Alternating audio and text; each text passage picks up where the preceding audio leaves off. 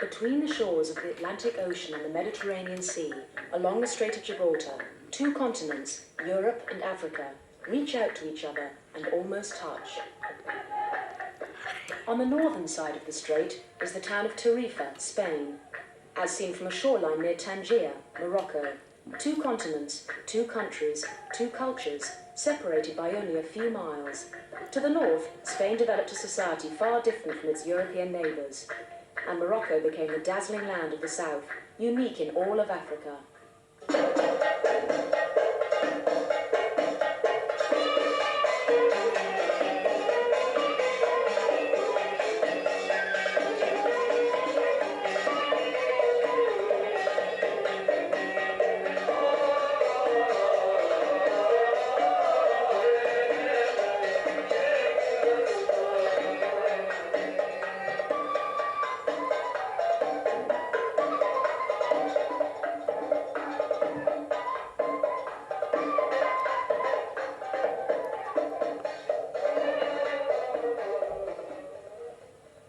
The Strait of Gibraltar, at its narrowest point, is only 8.5 miles across.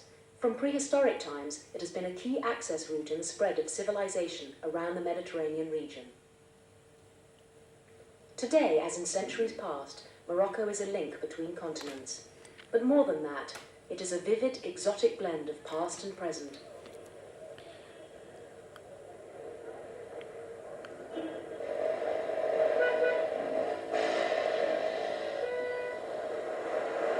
The past, on these North African shores, recedes into prehistory. In the caves of Hercules near Tangier, millstones have been quarried for 10,000 years. Some of the carved circular impressions were already old when the first European explorers came across the Mediterranean to build or extend empires. Phoenicians were followed by Carthaginians, and Carthaginians by Romans, who inherited power in the 1st century BC. The centuries piled atop each other. A kingdom of Germanic Vandals came in the wake of Rome, then Arabs, Spanish, Portuguese, and French. But the most enduring evidence of Morocco's ancient days is Roman. Scattered about the northern part of the country are ruins, often unmarked and waiting to be discovered again privately by travellers. Even as a 2,000-year-old vestige, this Roman bath and spa on a roadside north of Meknes is a graceful symbol of an age when order in the Western world emanated from a single city. A reminder of Rome's day in the African sun.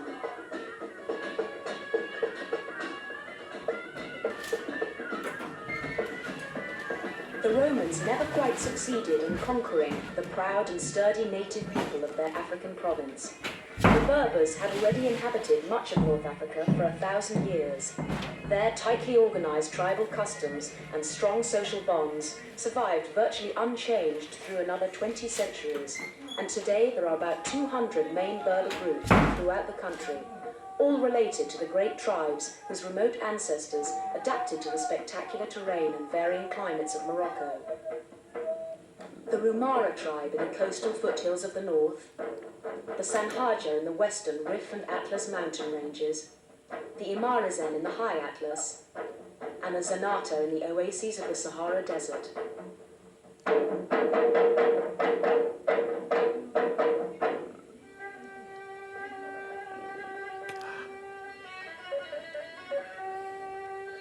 In 682 AD, invaders from Arabia, bearing the new religion of Islam, began raids into Moroccan territory. For a quarter of a century, Berbers resisted the attacks, but in 701, vast Arab armies came through the mountain passes of the east, and within a few years Morocco was subdued. Of all the innovations the conquerors brought with them, the most important and far-reaching would transform the Berbers' world almost overnight: a written language and monotheism. So different were the dialects spoken in the mountains, deserts and coastlands of Morocco that the tribes historically had few contacts with each other and lived in virtual isolation. Now a common language, spread by the new faith, began to form a homogeneous people and culture. It was a time when the religion of Muhammad was on the march. carried in all directions by desert warriors armed for conversion and conquest. Within 50 years, the Empire of Islam would stretch from the Atlantic to India. In the year 711, an army consisting of newly converted Berbers, ready for holy war, looked to the north and clearly saw their next objective. In 10 years' time, the juggernaut of Islam swept northward across the Pyrenees into France, until in 732 it was finally stopped in the climactic Battle of Tours. And so the time of Islamic conquest in Europe was ended, and for Iberia, a long and creative period began. For Moorish Spain, this era of Islamic culture, lasting 7 centuries, produced the most enlightened and cultivated civilization in all of medieval Europe. The great cities of southern Spain flourished with a spirit and energy that still resonate in the great historic buildings and monuments. Their order and harmony reflect a time when the Iberian Peninsula was a crucial conduit for the transmission of Greek learning. The universities at Córdoba, Granada, and other major teaching centers helped to preserve classical knowledge in philosophy, mathematics, science, and literature, at a time when the European continent, west of Constantinople, was struggling out of the Dark Ages. The Christian reconquest of the Iberian Peninsula was not an event but a process. In the middle of the 10th century, the kingdoms of Leon, Navarra, and Aragon began pushing southward. By the mid-13th century, 2/3 of the territory had been recaptured, and in 1492, the last Islamic stronghold, Granada, fell to the Spanish monarchy of Ferdinand and Isabella. By the year 1502, during the Inquisition, all Muslims and Jews had been expelled from Spain, most of them with only the clothes on their backs.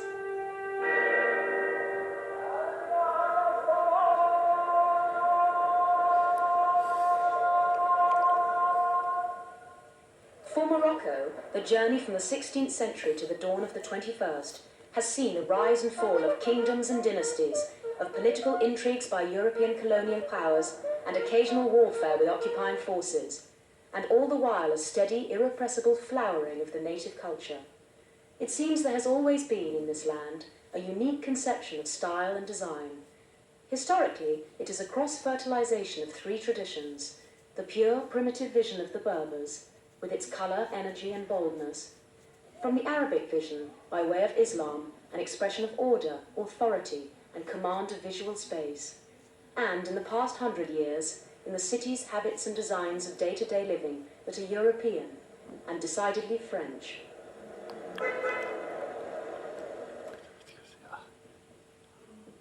The era of French influence in North Africa dates from the early 19th century, when France seized and began colonizing Algeria.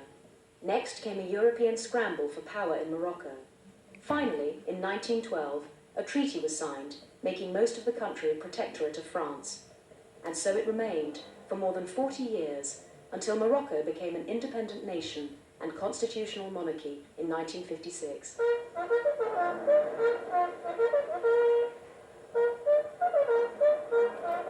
Morocco's chief city and one of the world's busiest ports is Casablanca, whose very name, thanks to Hollywood, conjures up visions of intrigue, danger, and romance.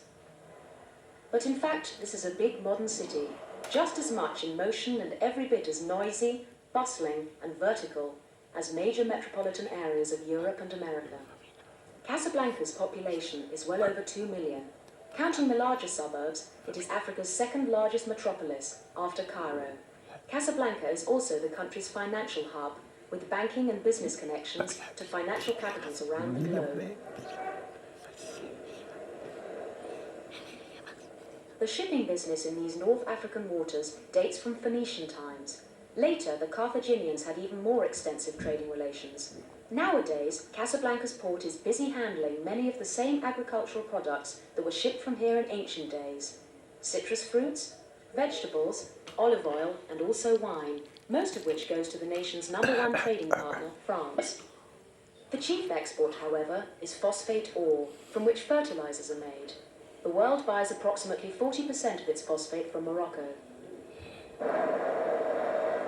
And yet, with all of this contemporary enterprise, much of Casablanca's charm is found in casual reminders that this is not, after all, Zurich, Frankfurt, or Paris. Horse-drawn wagons bearing merchandise are still able to find their way through a turmoil of traffic and compete with the noisier transport of these later centuries.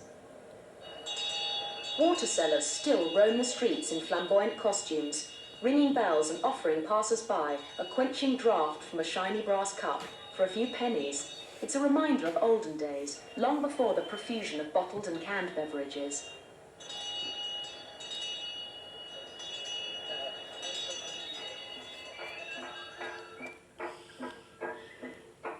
Like most African cities, Morocco's largest is not especially noted for nightlife.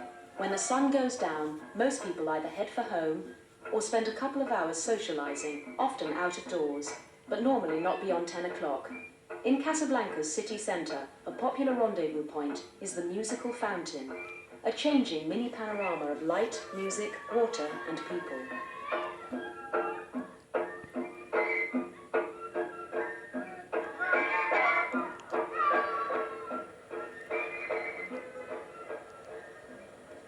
Not far from all of this, in a downtown hotel, is a night spot frequented by foreign visitors, including those who have a keen memory for movie history. Helped by the piano, the posters, and some imagination, it's a realized dream, finally, of being in Casablanca, while being in Casablanca.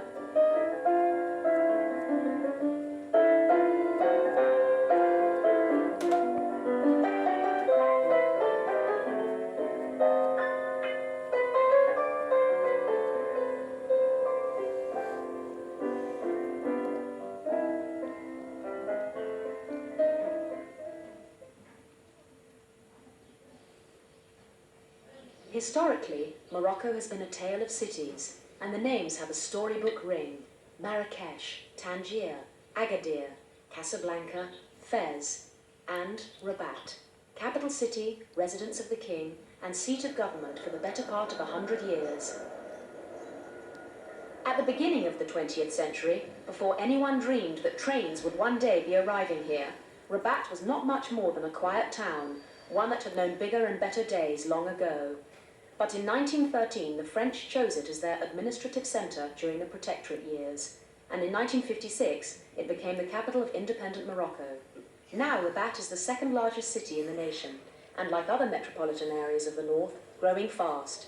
The population has doubled in 20 years.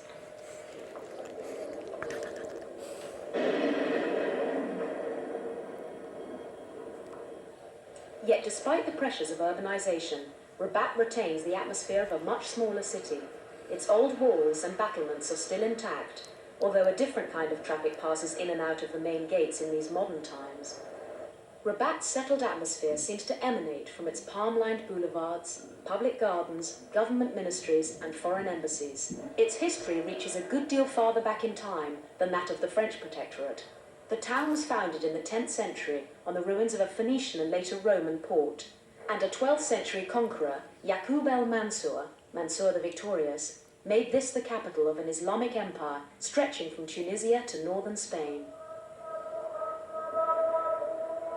During the last 10 years of his reign, an army of workers erected columns for a mosque that would have been of gigantic proportions. The minaret, now known as the Tour Hassan, rose to 165 feet. Completed, it would have reached 265 feet. Yaqub died in 1199, and all work was eventually abandoned. But even after 8 centuries, this huge expanse of stone and space has kept its mystery. Yaqub wanted a place of worship large enough to hold his army. It's estimated the building could have accommodated 40,000 people. Adjoining the site of the mosque is the tomb of Mohammed V, first sovereign of the modern state of Morocco and father of King Hassan. Mohammed V died in 1961. His commitment to modernizing and democratizing the country moved forward despite the country's turbulent past and its ancient feuds among rival groups. In the end, the king's popularity with the common people was the most important factor. His tomb, next to the unfinished mosque of Mansur the Victorious, is a poignant symbol.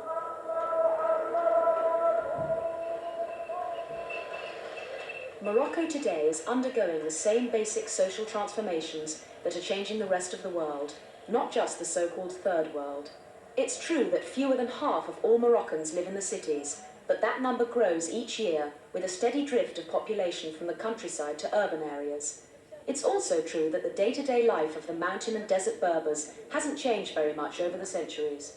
Peasants and shepherds are mostly unconcerned with what happens far beyond the next village or the next horizon, yet a growing number, mostly the young, are moving to the cities in search of education and opportunity.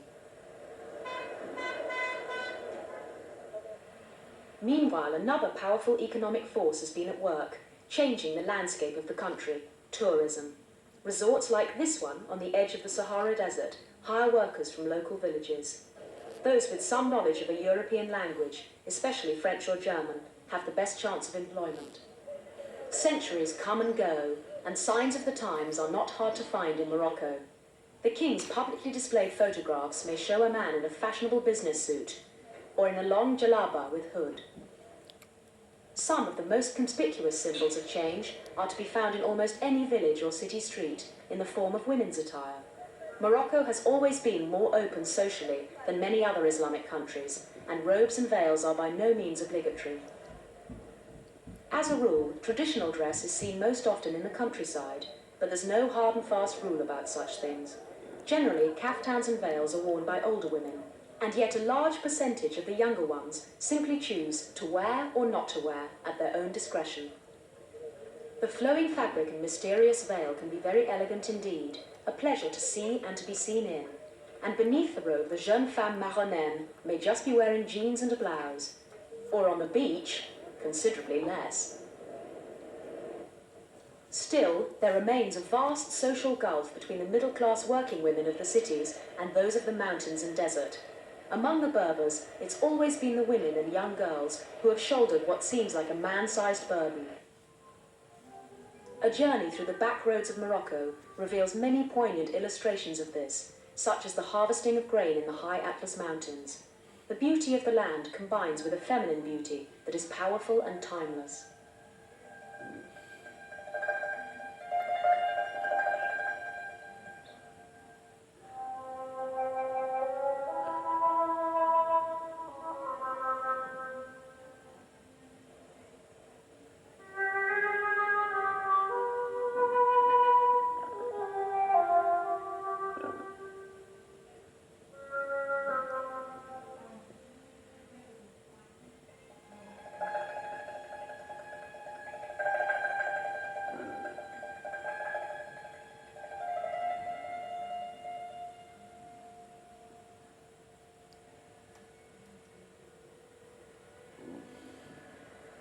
Another example of past and present contrast is revealed in two of Morocco's coastal cities, Agadir in the south on the Atlantic Ocean, and Tangier in the north on the Strait of Gibraltar. Tangier, guarding the strait and looking towards Spain, has always been in the thick of events involving European powers. In the 18th and 19th centuries, pirates roamed these waters, seizing ships and cargo coming in and out of the Mediterranean. This was the Barbary coast. In recent times, Tangier's mild climate and exotic atmosphere lured pleasure seekers and entrepreneurs from Hollywood, New York, and the European continent, who called it home.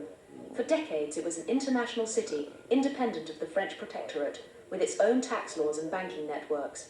All of that came to an end in 1956, when Morocco became a nation. But Tangier's sunny climate, lower prices, and proximity to Europe still attract travelers and wanderers, many of whom cross over on ferry boats from the Costa del Sol or Gibraltar. The pace of life here has a different kind of energy and diversity. People coming down from London, Frankfurt and Paris merge with shoppers and pedestrians in the old plazas and join the search for bargains. Or just enjoy people watching.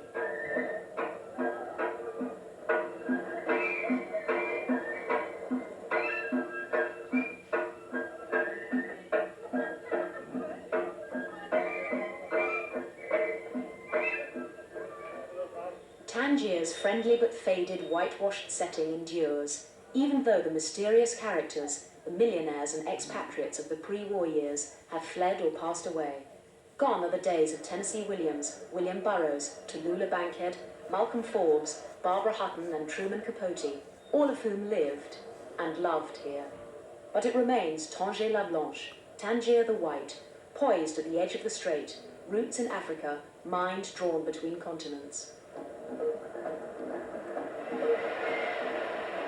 Agadir is a very different story. Its Atlantic beachfront, 6 miles long and brightened by a lengthy summer, is Morocco's best.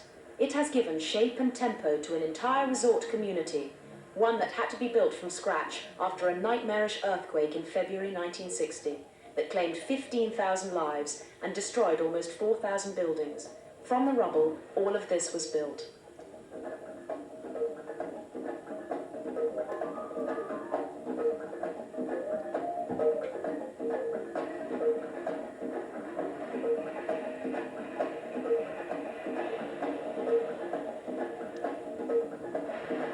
Agadir is definitely a beach town, and whereas Tangier is a favourite stopover of the English, Agadir's clientele is mainly German.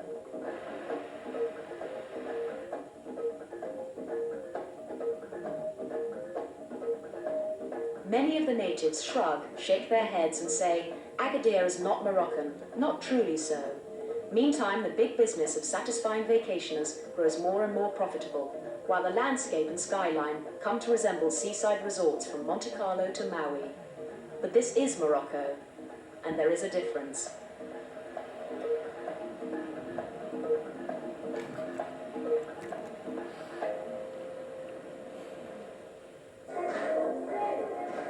Agadir's nightlife also resembles that of the stereotyped beach town, and as daylight fades across the Atlantic, a familiar evening environment of lights and music begins. The main difference here, aside from the standard disco scene, is the German taste for cabaret. In any case, nighttime in Agadir doesn't last much beyond 11 o'clock, leaving time to recover before the African sunrise.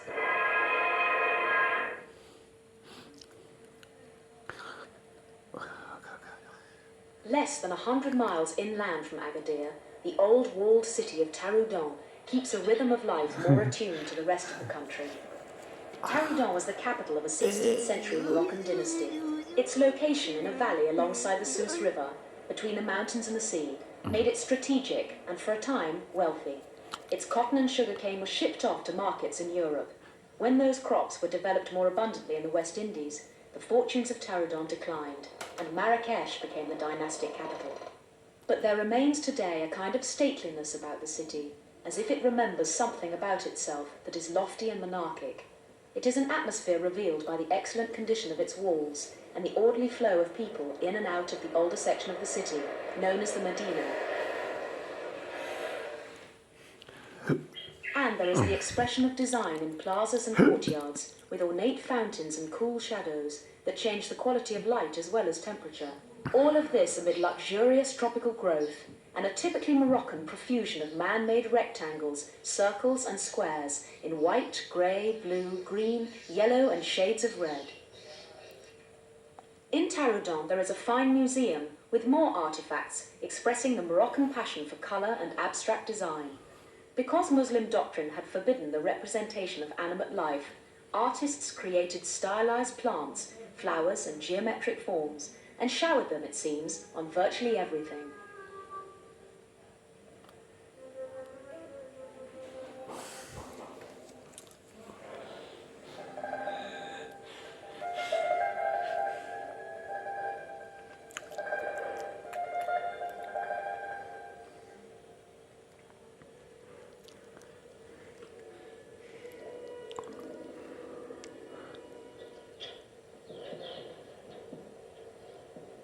The spectacle of Taroudant is yet another example of Morocco's blending of the distant past with the present.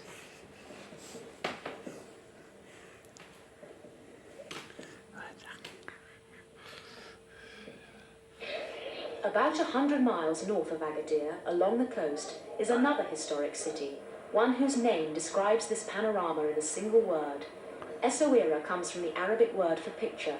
Rising brightly above the Atlantic and with a mild, sunny climate year-round, Essaouira has been the subject of innumerable pictures, photographic and otherwise. Orson Welles chose this as a site for filming his Othello in 1949. And if Essaouira seems to have a different architectural atmosphere than the average Moroccan city, there's a good reason. It was completely redesigned in the 18th century by a French civil engineer who happened to be a prisoner of Sultan Mohammed ben Abdullah. Theodore Cornu created a city that bears some resemblance to the Creole towns of the New World. There are echoes here of old New Orleans and Port-au-Prince. For a time, this was also a Portuguese military enclave.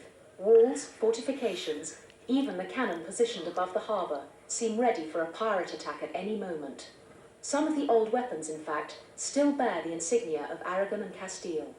The scene is reminiscent of the Caribbean, where the same kinds of 18th century colonial forts are found.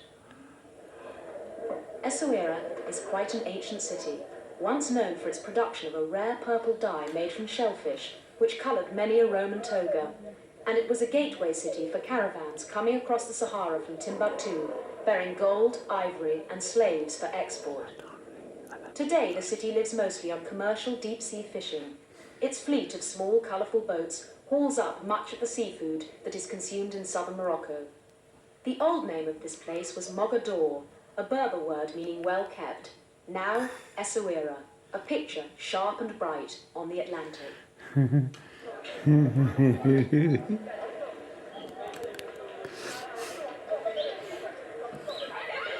Morocco is gifted with mountains, two great ranges, the Atlas and the Rif, cut across the face of the land, from the far northeast near the Algerian border to the desert wastelands on the rim of the Sahara.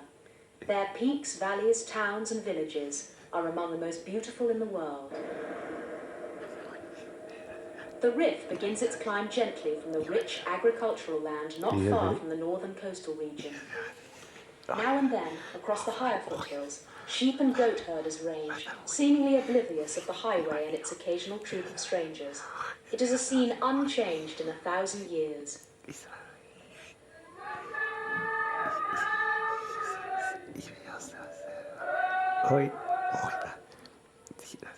Cloud-shrouded, mystically calm in early spring and fall, these lower elevations hide the broader picture of a mountain range that is very rugged, and in places almost inaccessible. There are deep, fertile valleys and small villages dwarfed by 5,000-foot peaks. In this environment, it's inconceivable that seas and deserts could also be Moroccan. One of the jewels of the Rif is the town of Chef Chaouen, or simply Chaouen, tucked away in a lap of mountains, and, until very recent times, deliberately isolated from the world. In the late 1400s, a religious reformer named Moulay El Ben Rashid founded it as a holy place, a forbidden city barred to all infidels, and so it remained for more than 4 centuries. Aside from prisoners, only one Westerner, a French priest in Moorish disguise and speaking Arabic, is known to have got in and out. That was in 1883, and until well into the 1900s, Chaouen was as lost as Atlantis. Now a large modern resort hotel looms, almost surrealistically, on a hill above the Medina, and beneath it, the residents of Chaouen go about their business, as always, amid the whitewashed and blue-tinted enchantment of their town.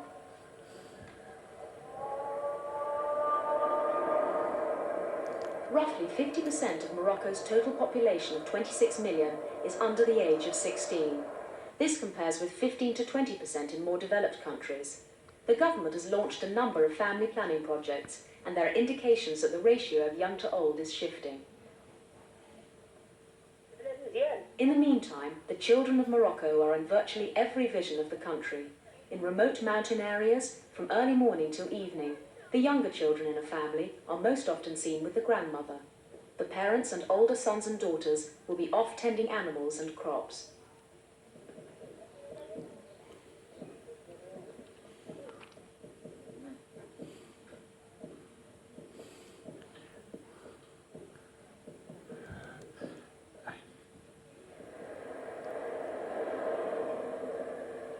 During the past 1100 years, every important pathway under Morocco's skies has led eventually to the oldest of the imperial capitals, a revered place, considered to be the most Moroccan of Moroccan cities, Fez.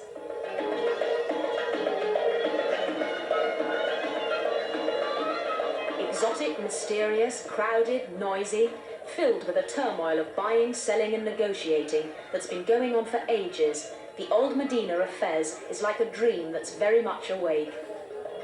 At least a dozen different craft guilds are represented in a wilderness of shops and stands, making and selling just about everything imaginable, from furniture to food.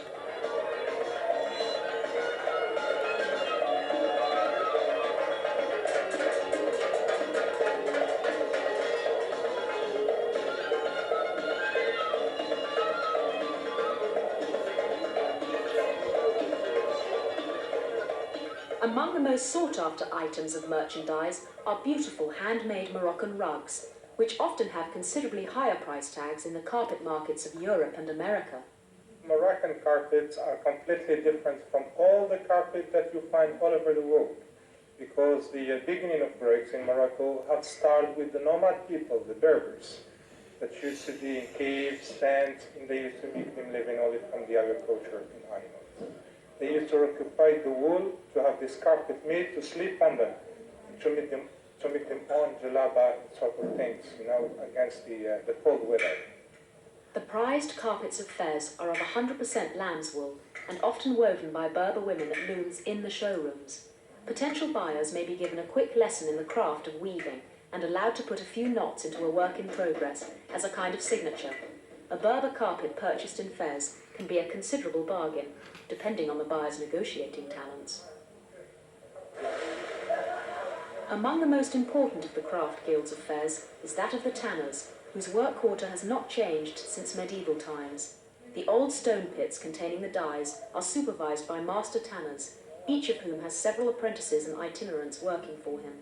The jobs are practically hereditary, passed along from father to son, and the labour, done in hot, restricted surroundings, is just as gruelling as it's always been.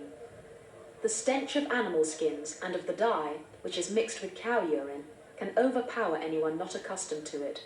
The work is hard and the day is long, but Fez leather is always in demand, and so is a steady job. Fez, the very name conjures up visions of Arabian fables and myths. It is the spiritual and cultural heart of Morocco.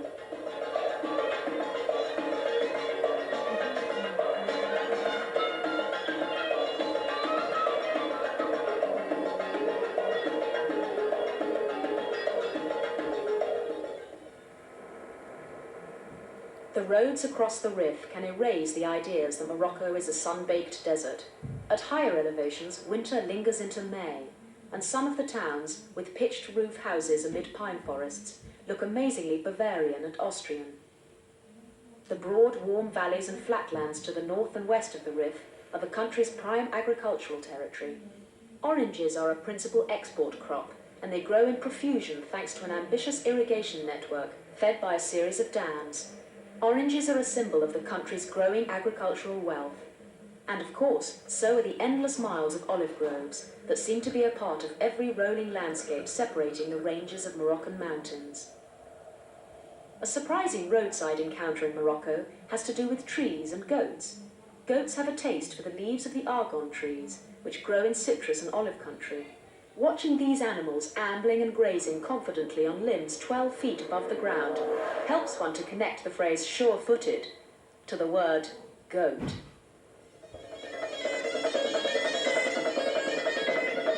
Of all the places in this varied and appealing land to which a stranger could be led, one is the most dazzling, the most luxurious, the most hypnotic, the most fabulous of all.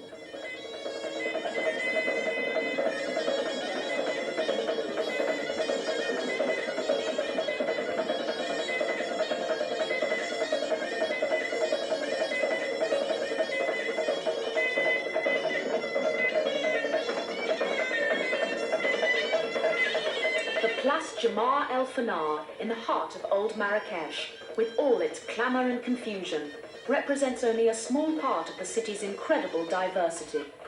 Marrakesh is an international city, in the sense that many foreigners live here or keep apartments for frequent returns.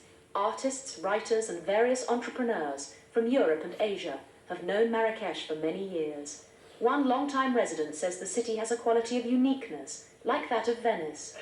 Marrakesh is like when you go to Venice, You know, in Italy, that's the only place in the world. You can't compare Venice with another city of the world. It's like Marrakesh is something special. And something special particularly for the French. If Tangier's foreign presence is mainly English and Agadir's German, the clientele of Marrakesh is definitely French. Well, of course, Marrakesh is about 2.5 hours far away from Paris, I mean, with airplane. So Marrakesh is very known in Paris.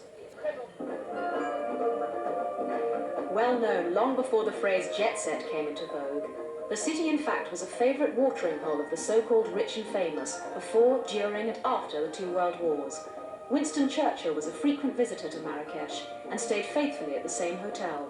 Since then, countless other names in politics, fashion and finance have placed their bets in Marrakesh.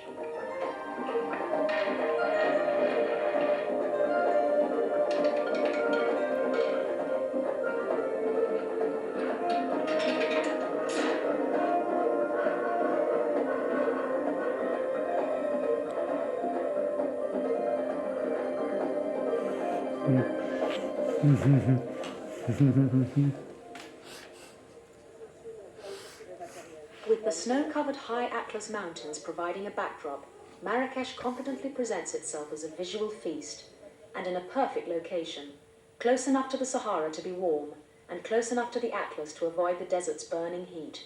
At any time of year, it lives up to its nickname, the Pearl of the South, the last outpost and first oasis before the desert.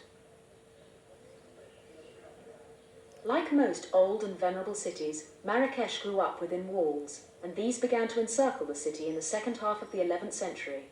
The most recognizable landmark in Marrakesh is the Koutoubia minaret, created during the reign of Yaqub el-Mansur, the very same Yaqub the Victorious who built the Tour Hassan in Rabat, as well as La Giralda in Seville, Spain. 230 feet tall, Koutoubia is the highest building in Marrakesh and dominates the cityscape like a proud, satisfied patriarch surveying the city's other architectural masterpieces. Among those are the reflecting pond and stone manor of the Minara Gardens. Here, straight lines and symmetry, framed by the snow-clad high Atlas rising up in the south, give that sense of order and assurance that characterizes the style known as arabesque. The same expression of order is found in the 12th century Casbah Mosque, a rectangular courtyard surrounded by a complex of smaller chambers and courts, all minutely decorated. In this setting of geometric angles and receding archways, of sharply defined and sculpted contours, one sees a kind of solution to a challenge. The challenge, in arabesque, has been to express human emotions and ideals without using human or even animal forms. Such forms, according to Islam, are easily converted into idols. The worshipful mind should not be distracted or tempted by them. In calligraphy, too, one can appreciate a challenge met. Among the pre-Islamic Arabs, there was always an acute consciousness of language centered on poetry, and so the beauty of writing was fashioned for the beauty of the poem. But with the arrival of Islam, this work was elevated to express the truth of one God. In other words, let the written form be as powerful to the eye as the chanted or spoken form is to the ear.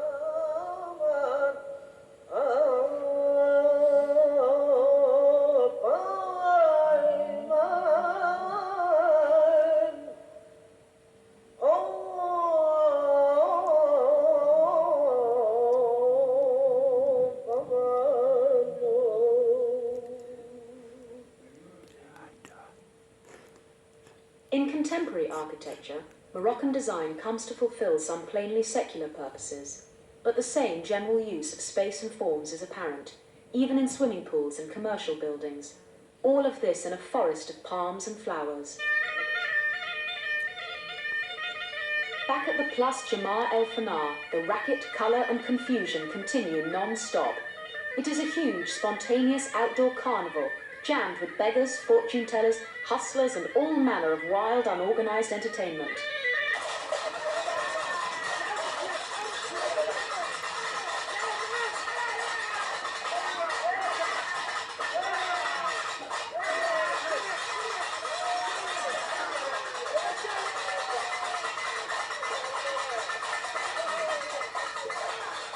For a a time after Moroccan independence, the square was shut down and paved over.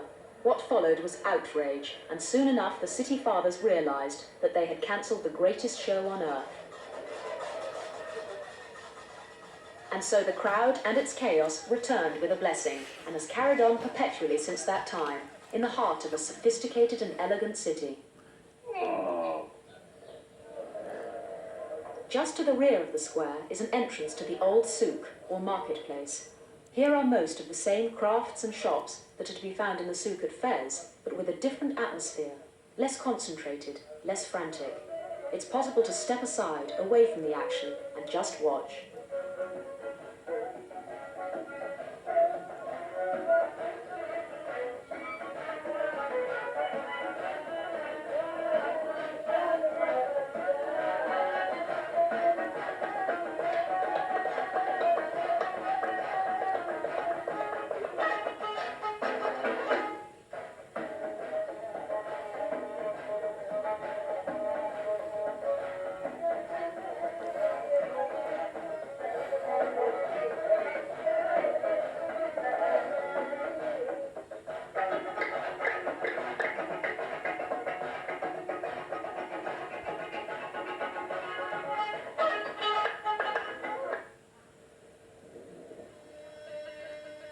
Once a year, in the month of June, a most exciting spectacle is held, out of doors, at night, in the ruins of an old palace.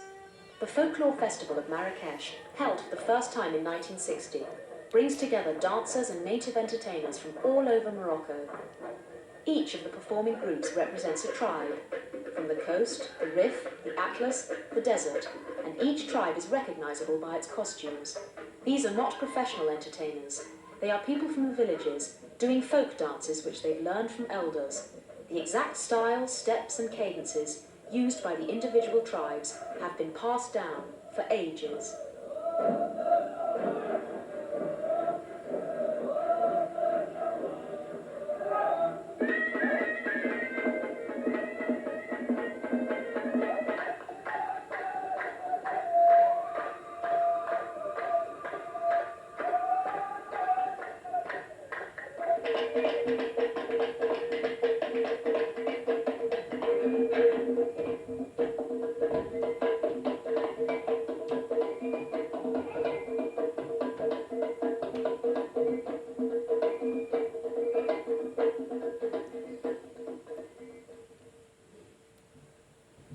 There are three ranges of Atlas mountains: the Middle Atlas in the north, adjoining the Rif, the Anti-Atlas in the deep, arid, wind-blown south, and the High Atlas between them, with peaks towering 13,000 feet. Travelling south out of Marrakesh requires a steady climb into the summits that overlook the city, and then a long descent, down, down into the desert.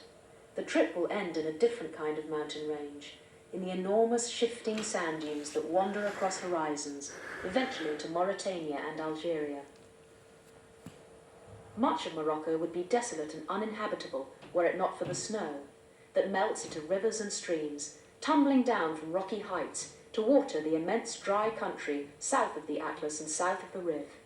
Morocco is fed by its mountains.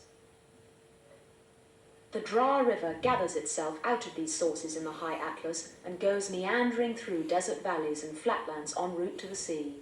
There is not much left of the Dra when, and if, it finally arrives in the Atlantic, but along the way it creates and nurtures life. In the last of all places one would expect to find life, in a huge dry wilderness such as this. There are generally two meanings of the word oasis: a small fertile area in a barren region, and a refuge or release from something difficult. This is the desert, and this is an oasis.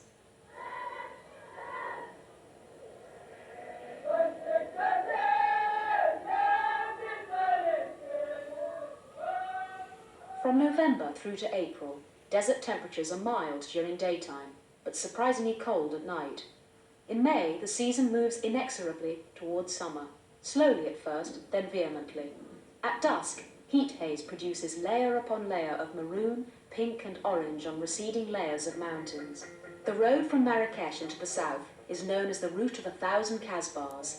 These old fortified villages are among the greatest spectacles in the desert. On the one hand, they are sand castles designed for the tribal warfare of earlier centuries. On the other, they are human communities much like any other, where people work, live, raise families and grow old. They are hometowns. Because the Casbahs are made of adobe, they share the fate of all adobe. Wind, sun and infrequent rain, in time, melts them all away like chocolate bars. And in the great southern deserts of Morocco, there's no shortage of time.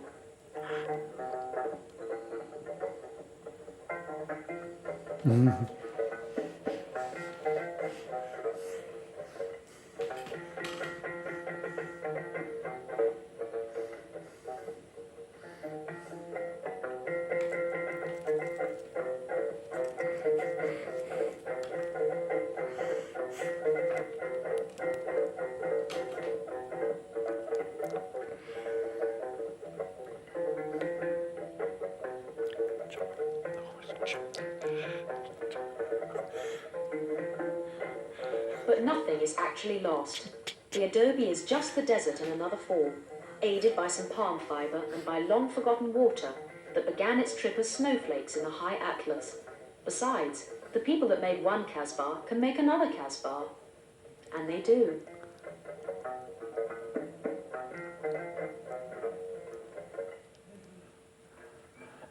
The tempo of life in the mountains and desert has hardly been interrupted by the global events of the 19th and 20th centuries.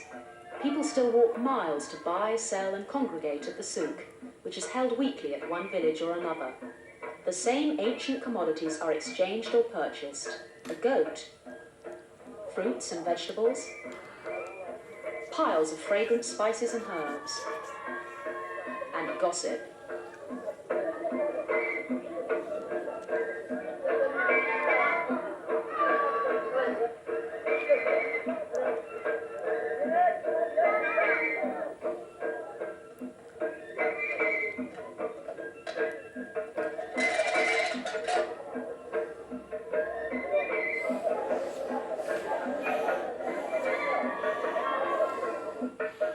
Traditionally, the desert Berbers have been more conservative than their cousins in the north.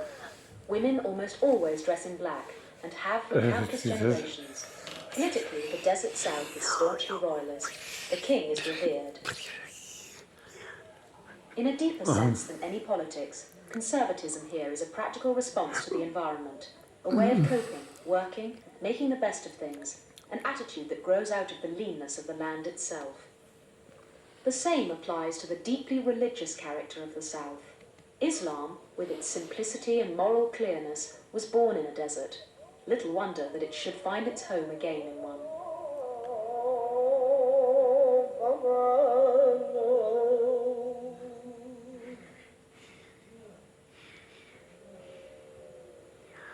Mid-morning, on the road to Erfoud, a camel herd crosses. The herd is tended by two youngsters, brothers, who've been with the animals several nights, sleeping out under the stars. The camels number about 75. They represent considerable wealth. The eldest boy is 15. He speaks little Arabic and no French. His language is Berber. He has not heard of most big cities in Europe, or for that matter, Morocco. His world, and the world of his little brother, is the desert. And as heirs to this herd of camels, they are rich.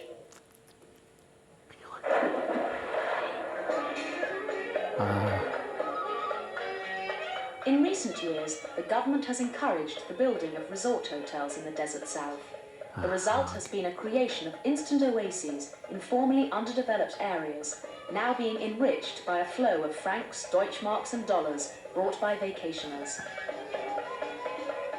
The feast that is Moroccan cuisine has evolved from the diet of desert nomads: lamb, some vegetables, honey, and fruits and nuts that grow in the oases. Added to these ingredients are the tomatoes, olives and grains of European influence, plus the open hearth cooking methods of the Casbah and campfire. Among Moroccan specialities is a pigeon pie, known as bastilla, filled with meat and almonds, layered in wafer-thin sheets of pastry and dusted with powdered sugar. Most Moroccan food is eaten with the hands. Each guest is provided with a towel for tidying up between courses. Another staple is couscous, steamed whole grain, often served in an earthenware pot and accompanied by lamb, chicken and vegetables.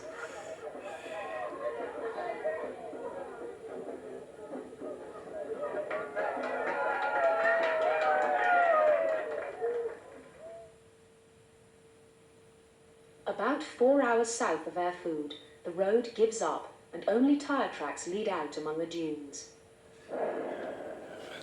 Before dawn, the desert wind is cold, but the sudden appearance of the sun, coming up from Algeria and Tunisia, brings an instant change, not to warmth, but heat.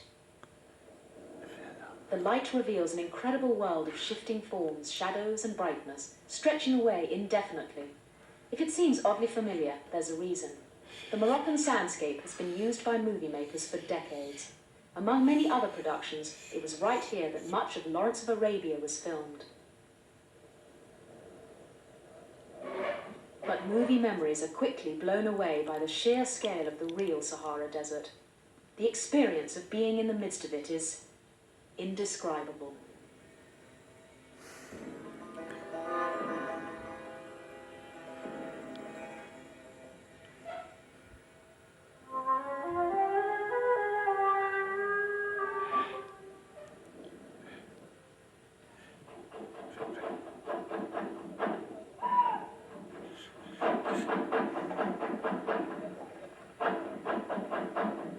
It is fitting that a land with mountains, deserts, plains, pastures, rivers and seas should also have a rich and varied history, and that Berbers, Phoenicians, Carthaginians, Romans, Vandals, Arabs and Europeans have woven together such an exotic culture.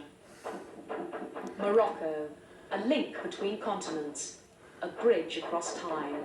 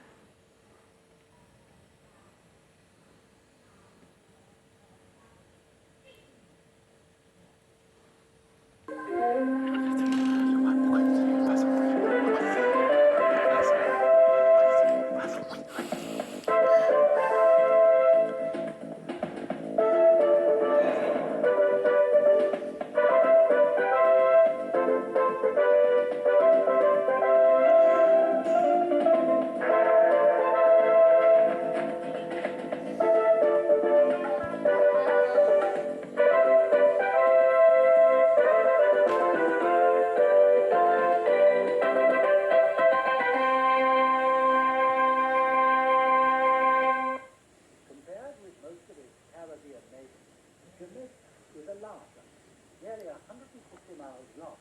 It has a population of over 2 million people, a third of them living in the island's capital, Kingston, on the south coast. The main international airport is at Kingston, but most holidaymakers arrive at Montego Bay Airport, bound for the holiday resorts on the north coast.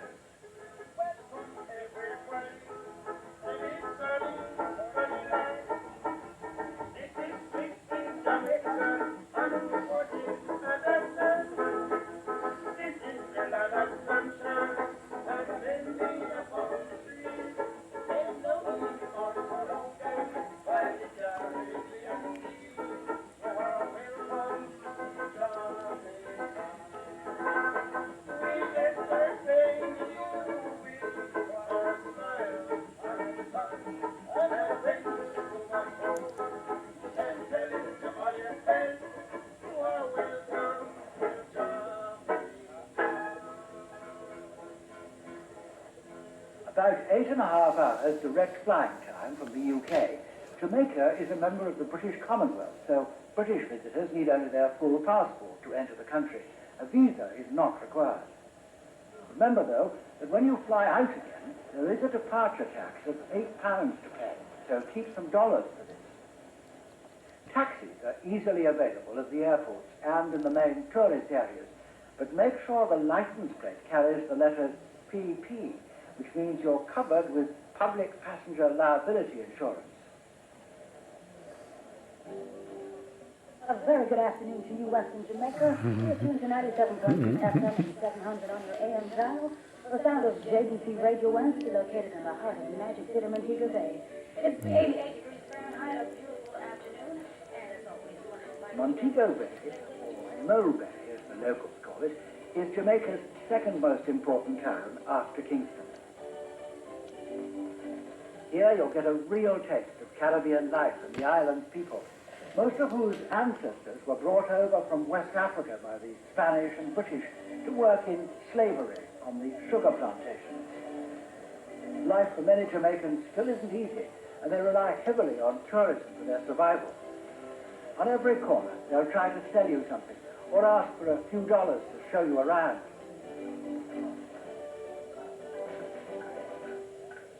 Try to find time to visit the craft market, where you can kick yourself out in anything from straw hats to handmade sandals. T-shirts and cotton clothing are bright and useful souvenirs to take home. Locally made wood carvings, especially those in mahogany, can be fine pieces of craftsmanship, and you'll often find that the carver has a story to tell about his work. This is about noise. A lot of people usually talk about noise. They know it's music. They know a lot about the music, so they okay. So they need a lot about noise for their art. And that's the African religion, you know.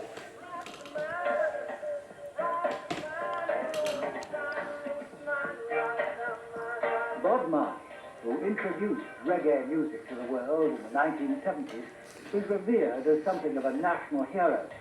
Reggae is an integral part of Jamaican culture. We know it in pop music form, but it owes its origin to the musical rhythms that were brought to the towns from remote mountain villages many years ago.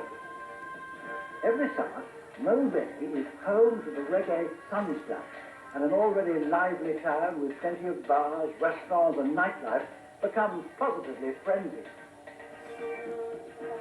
Very few Jamaicans are long-haired Rastafarians with their strange religious beliefs. In fact, video guides found little evidence of them in the tourist areas.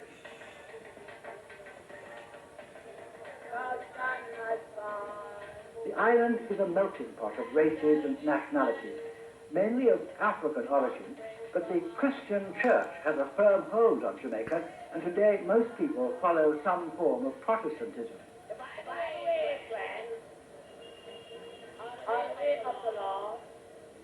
Montego Bay is the best-known beach resort in Jamaica and probably in the whole Caribbean area.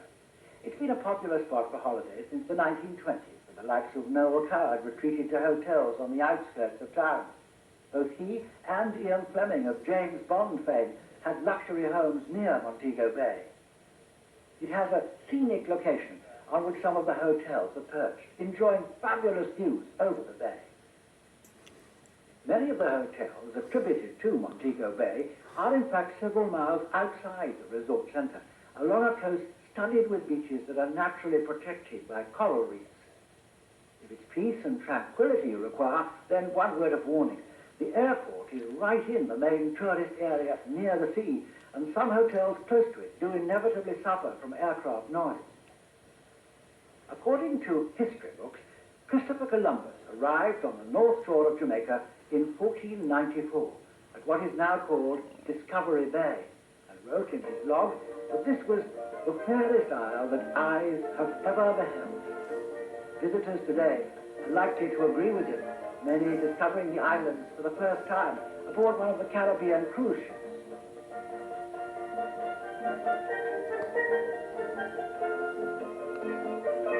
The climate is tropical, hot all year round, between 20 and 30 degrees, with a cooling sea breeze. Lightweight cotton coat is the most comfortable, with a pullover or jacket for cooler evenings and excursions into the mountains. The heaviest rainfall occurs around May, June, and in October, but there can be showers throughout the summer months. The winter is drier, with very little rain, and it's the most popular tourist season. Anyone visiting Jamaica should take a trip inland, where the variety and beauty adds another dimension to the island's lovely white sandy beaches. There's a train service linking Montego Bay with Kingston, passing some of the Caribbean's most lush and dramatic scenery. The mountainous terrain accounts for the stunning waterfalls and over 100 rivers and streams that crisscross the island. Unlike many tropical or even Mediterranean countries, the water here is pure and very safe to drink. You may, of course, prefer more exotic refreshment based on the famous Jamaican rum. About 60 miles east of Montego Bay, an hour-and-a-half transfer from the airport, is Ocho Rios. It too has hotels strung out along excellent private beaches either side of the resort. This picturesque public beach, flanked by some of Jamaica's largest hotels, is known locally as Little Miami. Here you can rent a small craft for day-long deep-sea fishing trips. This is also a popular port of call for many of the Caribbean cruise liners. Though it is a major tourist centre, Ocho Rios still has the feel of a village rather than a town, and its atmosphere is quite different from that of Montego Bay. In the centre, there's a busy marketplace where haggling over prices is the rule. To the Jamaican storeholders, it's a game they call higgling.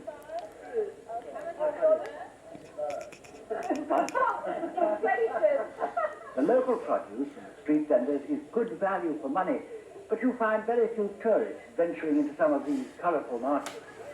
Jamaica's year-round sunshine and regular rainfall produces an abundance of tropical fruits. Fresh coconut juice makes a refreshing daytime drink.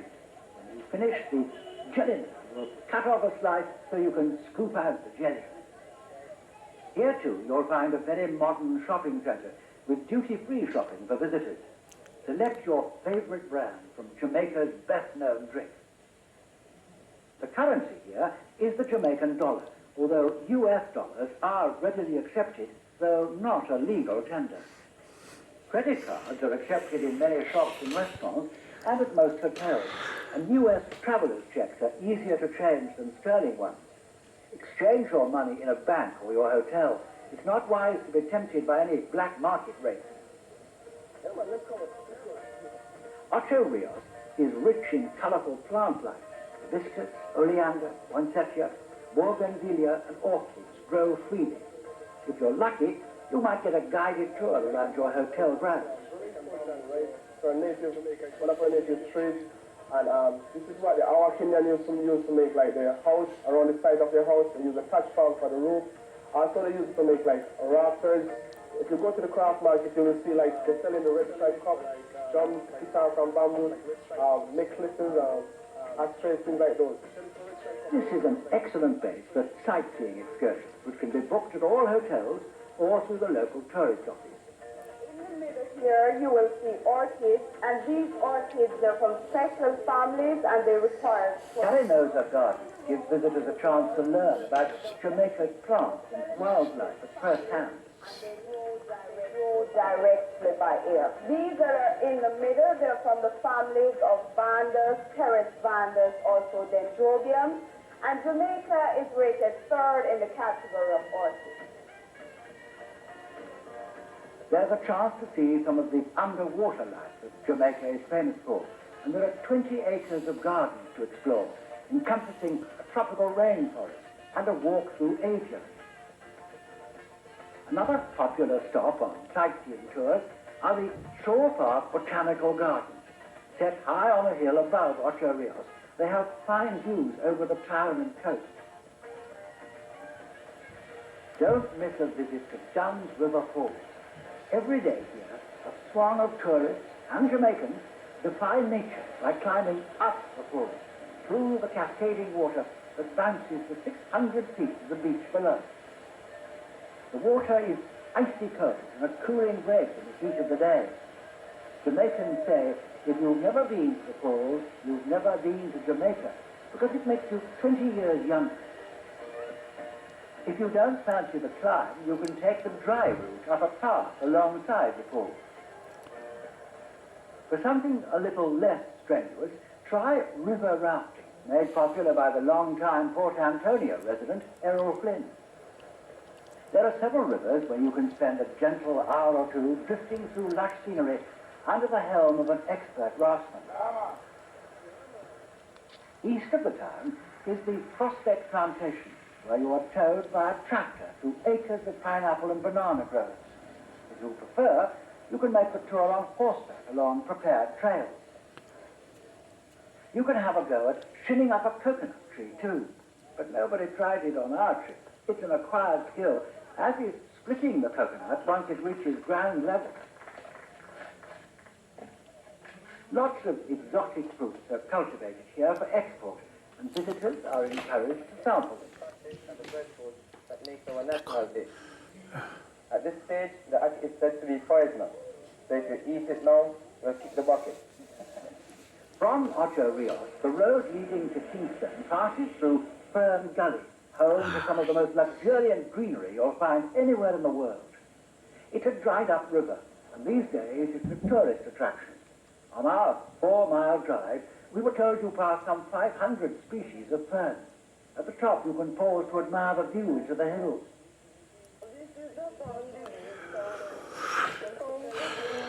Don't be surprised if strangely dressed characters suddenly appear. They're only here to entertain the passing tourists, and if you want to take their picture, it'll cost you a few dollars. Jamaicans take every opportunity to make a quick buck, and you'll be harassed if you refuse them. There is a wide range of accommodation in all price ranges, from the most elegant of old colonial-style hotels where you're expected to dress formally for dinner, to inexpensive small hotels and self-catering apartments. For as little as £15 to £20 a night, you can get a small, comfortable, air-conditioned hotel with the minimum of facilities.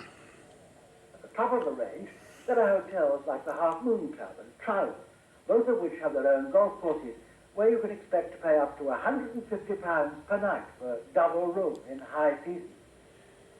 The winter months, December to April, are the fashionable time to be in Jamaica, and hotel rates can be double the summer, low season pricing.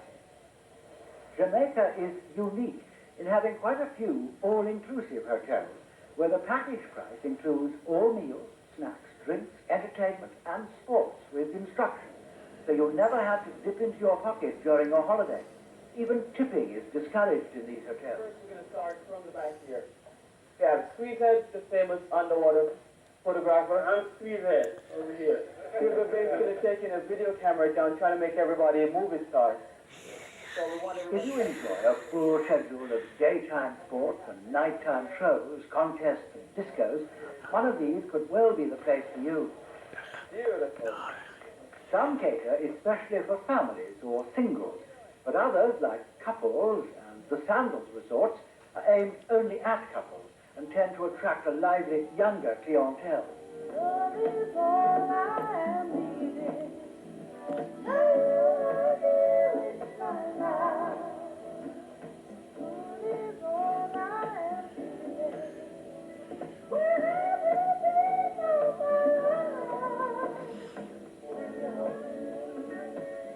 Settings like this are tailor-made for romance, and it's no wonder that Jamaica is a favorite honeymoon destination.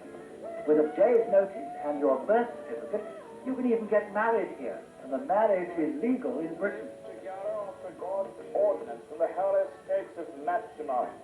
Wilt thou lover, comforter, honor, and keeper, in sickness and in health, and forsaking all others, keep thee only unto her, so long as ye love shall listen. In token of the vow to which you have made, you shall now place this ring upon the groom's finger. Love is all. Love is all.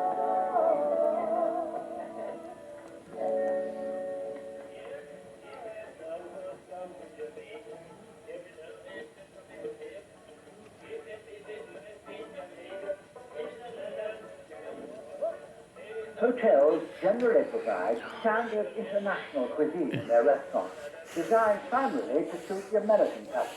But if you're adventurous, you'll dip into the local cooking and try jerk pork or chicken.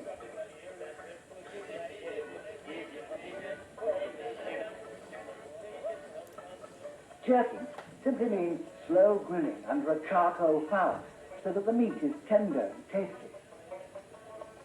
Most dishes are highly spiced and have quite a thickness. Many of the larger hotels have health clubs and tennis courts, many lit for playing in the cool of the evening. Polo happens to be your sport. You can catch that too at Chacatau near Ocho Rios. Horse riding is very popular, and there are several golf courses available to tourists. Jamaica is certainly the place to try your hand at water sports. Water skiing, sailing, windsurfing, and snorkeling around the coral reefs. Or you can really take the plunge and go scuba diving. There are reputable diving schools in all the main resorts, offering full instruction for beginners and night divers for more experienced.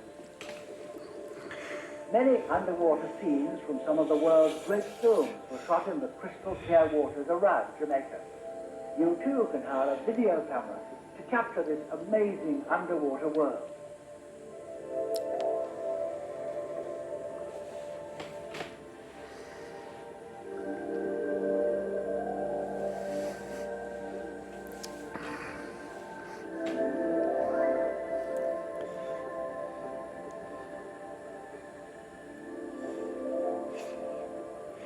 Some of the best scuba diving is at Negril, around the underwater caves at the rocky west end of the resort.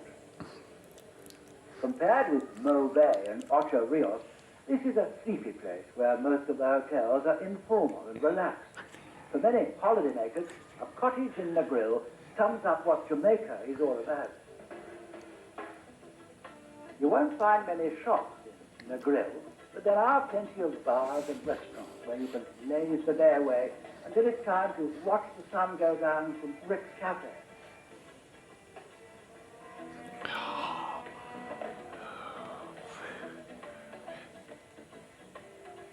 Negril lies about 2 hours' drive west of Montego Bay.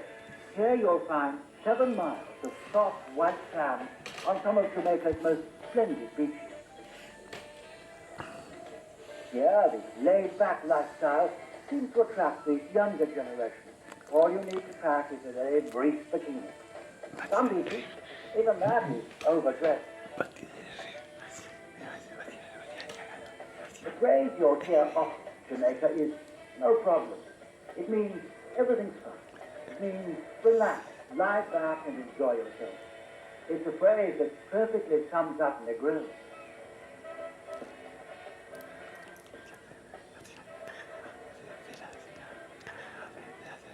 Visit Jamaica once, and the chances are you'll want to return to explore a part there wasn't quite time to explore before. If it's only a trip around the corner, hire a bike. For £10 a day, you can hire a scooter. Car hire in Jamaica costs around £30 a day for a 4-seater and can be arranged at the airport and most hotels. Petrol costs approximately £1.40 a gallon. Driving, as in Britain, is on the left. Compared to Ocho Rios, Negril is much less developed, and no buildings are allowed taller than the palm trees. But you'll still be able to find every comfort in the sophisticated resort complexes, where there's a full range of facilities for guests. Often there's reggae music and games around the hotel swimming pool. Okay, this is a four-caster, correct? Ladies and gentlemen, mental aid, royal bath, and legal life. Nightlife in the hotels can get exciting too, with the unique Jamaican pastime of crab racing. Come on down and save your breath. It's the all U.S. or 6 Jamaican. After 3, are you guys ready?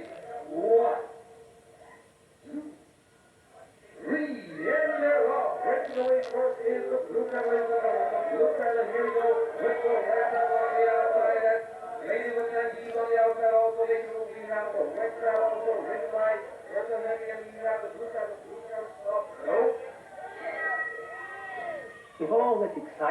too much for you, you can sit back and enjoy a cabaret or be entertained by a local calypso band.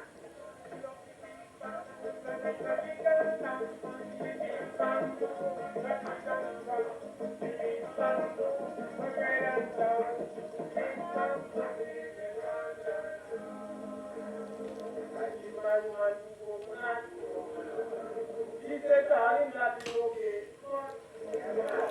I know you want to be nice. What would have not be that okay? Once you've got used to their lilting accent, you'll find these Jamaicans some of the most fun-loving people anywhere in the world.